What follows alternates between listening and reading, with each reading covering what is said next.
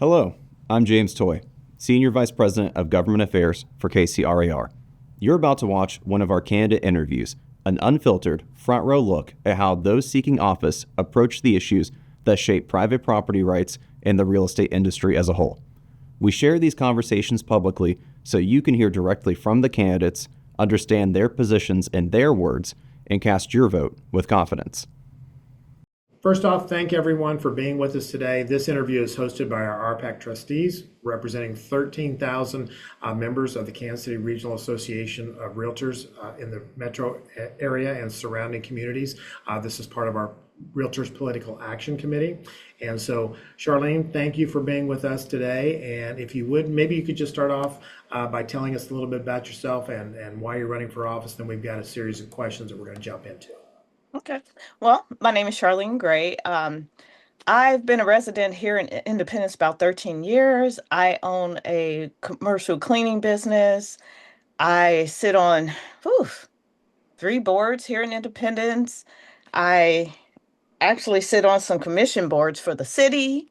And the reason why I'm really wanting to run for city council is because I'm already doing what city council people do.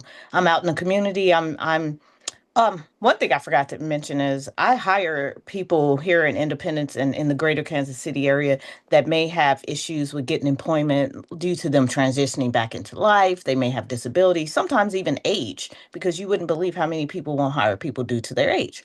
So that's Hopefully, we that. don't have to worry about that. The three of Is us, just pretend to exactly. See, believe. we're still young. We're still young Exactly. enough. You Yeah. know, we're good.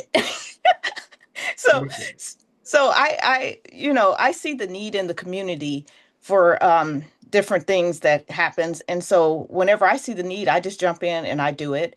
And I love volunteering with a lot of the non-for-profits here as well. So when the charge came, I said, you know what, why not do it? It'll help me actually be able to broaden my scope of what I am doing and make it on a bigger level. Because right now I'm just kind of doing it as a one person. Like when I see a need happen, I'm like, hey, let me try and connect people with this organization. And it may not even be here in Independence because I network everywhere. So that way, when I do know things that are happening, or I meet people here in Independence that may need a service or some help, I can say, hey, I have this organization here in Kansas City, Lee Summit, Overland Park, KCK, that can help you with different things like that. So it was like, it was just befitting for me to be a city council person. And then too, they get to have fresh eyes on the council with me being there. Well, thank you very much. I'm going to go ahead and go to Dan. He's got a question for you, I think. Okay. Yeah, we understand that housing is an important issue in Independence. What policies or approaches would you take to support and ensure that the residents have access to diverse and affordable housing in our community? Well, some policies and actions that I would want to take is I want to start with the residents actually learning the process of buying a house in Independence. Because a lot from what I've experienced with dealing with a lot of different residents, a lot of them are just thinking renting is the key to it because they think that they could never afford a house due to their credit, due to them not having down payments. And so I think if we could start hosting more town hall meetings or even just some workshops and letting people know what's out there.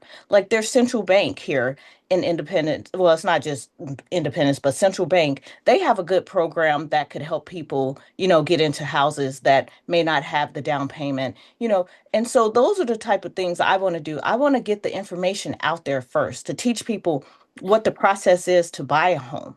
Because when you don't know what you don't know, it can hurt you in the end. Right. Thank you. Uh-huh. David? Yeah, hi, Charlene. Hi. Uh, Economic development in a community is an important issue. And um, as far as looking at the city of Independence, what's your vision for attracting new employers, supporting existing businesses, and promoting long-term economic development and growth in Independence? Well, I go back again once to the citizens again. When we need to, here in Independence, one thing I've noticed, we need to have workforce development for the adults. We do a great job for our teenagers in the schools. We have all kind of programs like that. But when our workforce development for the adults aren't there, it's kind of hard to be able to sell your city, not per se sell it, but when you have people coming in looking at your city, they're looking at how many people are trained in this field. Do you have any programs to have people trained if I do bring in a call center or if I'm bringing in manufacturer jobs? So I think that truthfully, it goes back to going back to the community, going back to the residents to help them get to where they need to be so we are attractive to those businesses and also attracted to the businesses that are currently here to where we can say, hey, we have residents that could come work at your businesses because they do have those certifications in customer service or manufacturing or welding and different things like that. So once again, I really believe it goes back to serving the residents first and getting them to where they need to be. And that would always help our economic development. Charlene, as a follow-up, Uh, what is your stance on economic development in terms of when businesses come to Independence and make a pitch? I mean, how do you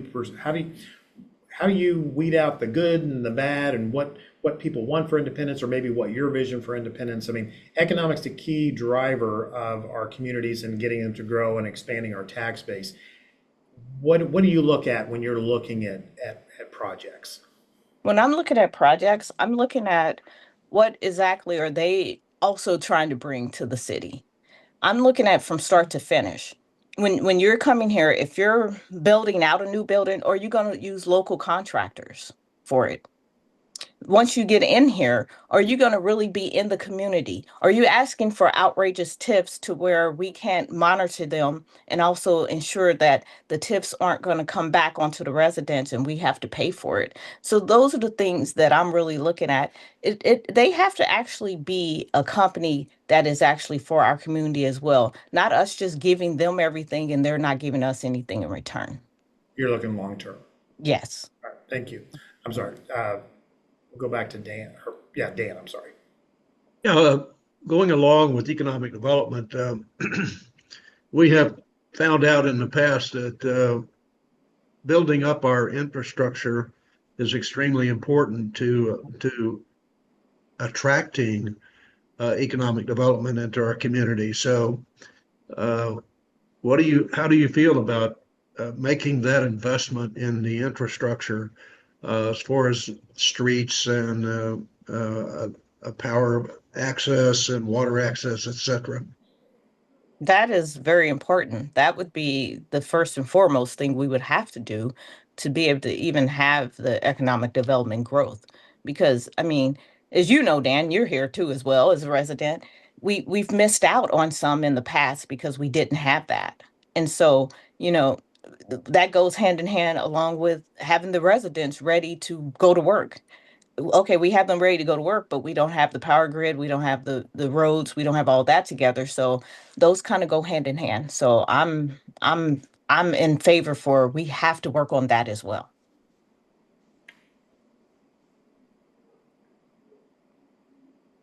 I'm sorry, David, I think you're up. Yes. Okay. Uh, Charlene, community trust and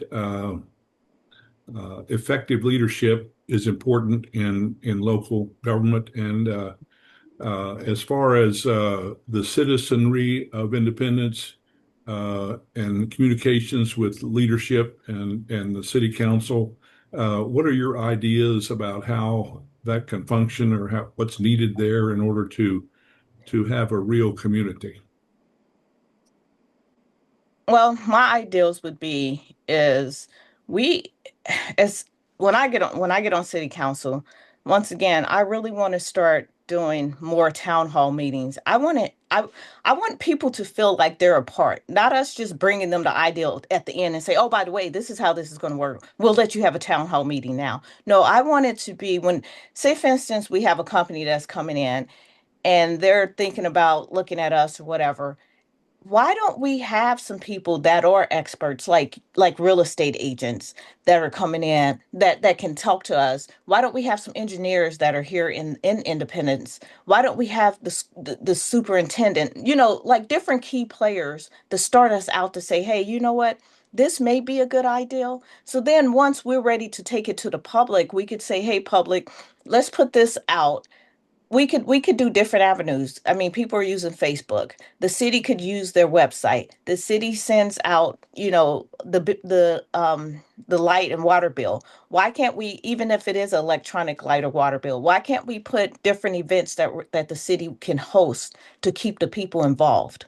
Because the problem that we're going to always run into is when you don't let people feel included, they're going to want to leave. That's anything that you do. I mean, your business, your church, your community. If people feel as if you're just forcing things on them and you're not accounting for their feelings and their thoughts, they're going to want to leave because they have no ownership, they feel. Charlene, currently, one of the big issues that's before us in our community is the data center. And there's some really big pluses and there's some possible minuses. What is your stand on the data center?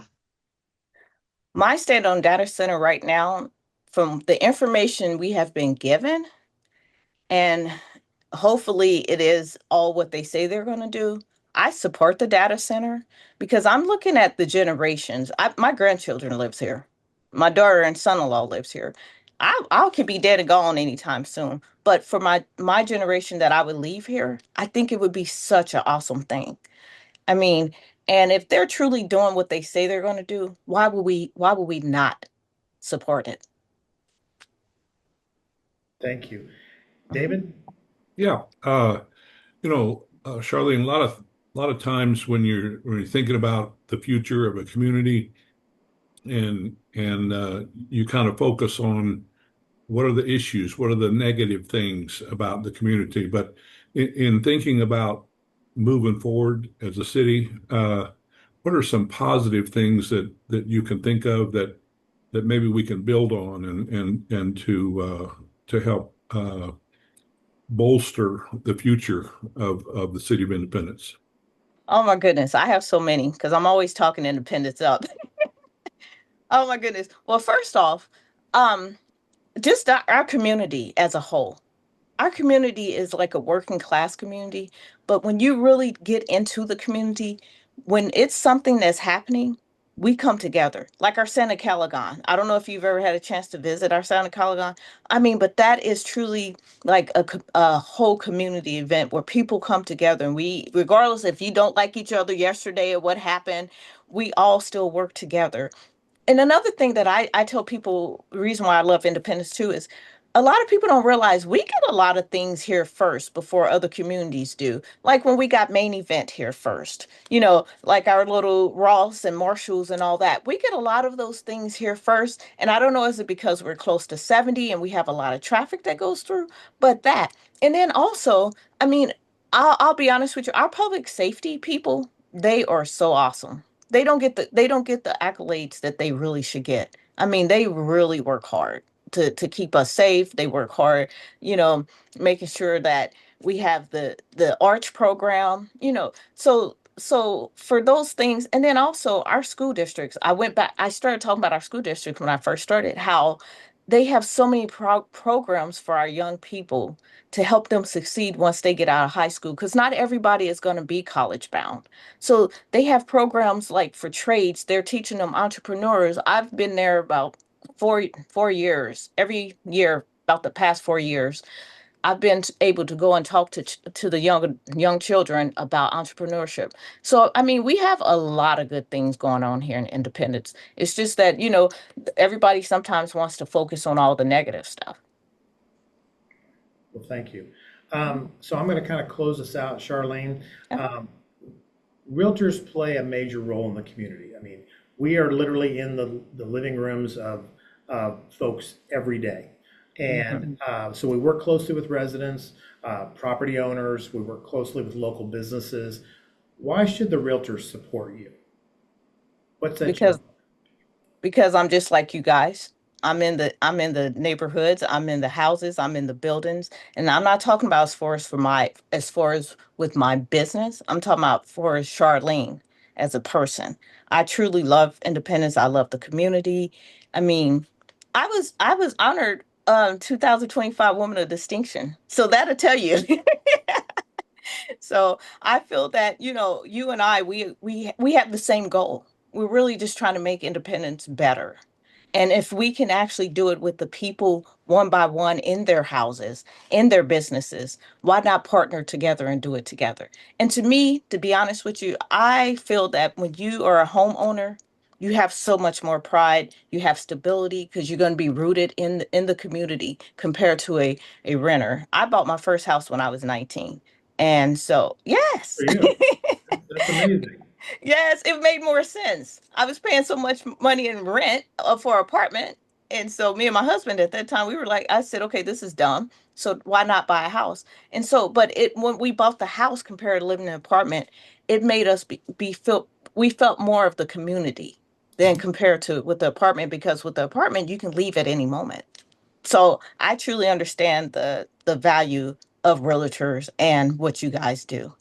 Well, And appreciate those comments, and I think after hearing those comments, I wish you very much success in your cleaning business, because I don't want you to get into real estate because I don't want to have to compete with you. I'm always very thank you. big to make sure people that I don't want to compete with stay really successful in the businesses they choose to do. So, but I appreciate those comments. And I want to thank you for your time and meeting with us today. These interviews are an important part of helping our RPAC trustees make informed decisions about supporting candidates whose priorities align with our mission, which is to advance housing, economic development as key drivers of strong, successful communities. We appreciate your willingness to share your perspectives with us. Once our trustees meet, we'll reach back out to you in some fashion. And I just want to thank you again for your time and engagement. You were a lot of fun to talk to today. Well, thank you guys. I appreciate your time.